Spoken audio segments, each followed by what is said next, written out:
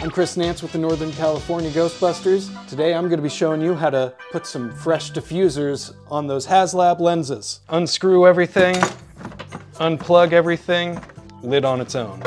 I have some rubbing alcohol. I am cleaning off the lenses real good to make sure there's no grease or dirt or dust. We have a set of cyclotron lens diffusers from Moby Sign Co. on Etsy. If you bend it kind of taco like that, you reduce the amount of surface area that you have to get into that circle and make it a lot easier to get down into the corner.